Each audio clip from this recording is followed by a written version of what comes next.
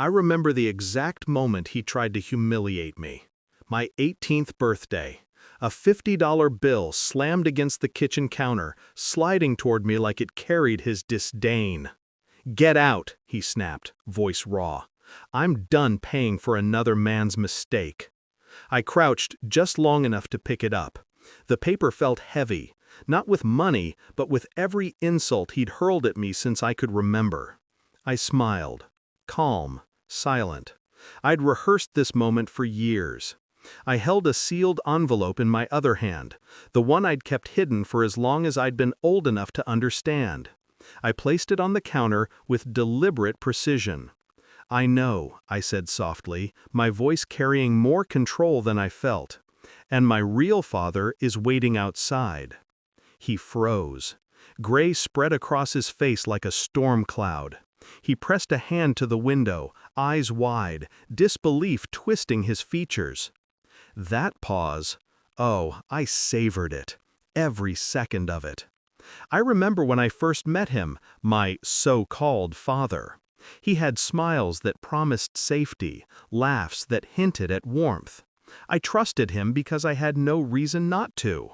I believed in him the way a child believes the sun will rise tomorrow. But trust is a dangerous thing. You don't notice the cracks until they're wide enough to swallow you whole. It began with subtle shifts. Conversations ended abruptly when he walked in. He stayed late at work, or claimed he did.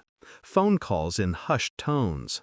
I noticed the way he avoided my eyes when certain names were mentioned.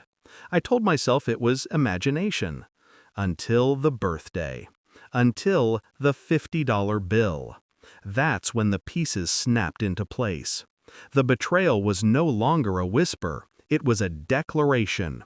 And I realized I had a choice: break or become the instrument of justice he'd never see coming.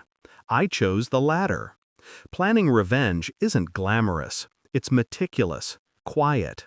I studied him, dissected his routines, his weaknesses, the small truths he flaunted thinking I didn't notice.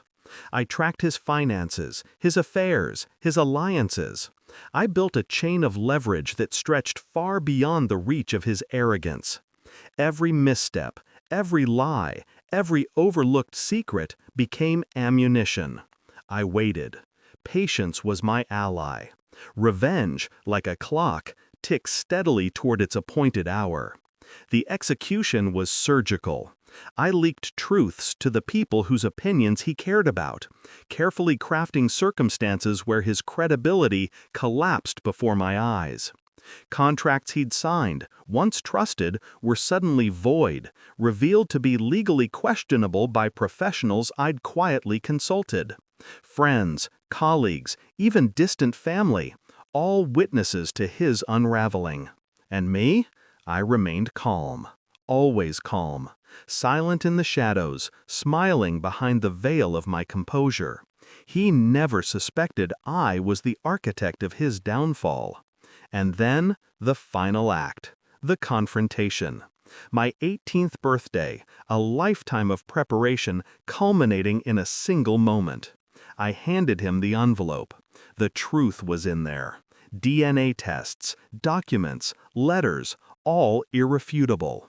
I watched the color drain from his face, watched disbelief morph into panic. "Your real father is waiting outside," I repeated, letting the words land like hammers. He stumbled to the window, scanning the driveway, and there he was. My real father. Calm, dignified, arms crossed. The man who had loved me unconditionally from the shadows, waiting for me to step into the life I deserved. I saw it then, the realization that all his control, all his power, had been an illusion. And I had dismantled it quietly, intelligently, without a single raised voice. I didn't gloat. I didn't laugh. There was no need. The satisfaction wasn't in theatrics. It was in watching someone who once wielded authority over me recognize, at last, the consequences of their actions.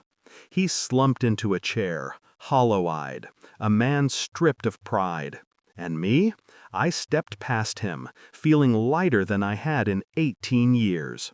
I folded the $50 bill, tucked it into my wallet, not as money, but as a symbol, the cost of betrayal, the price of my silence.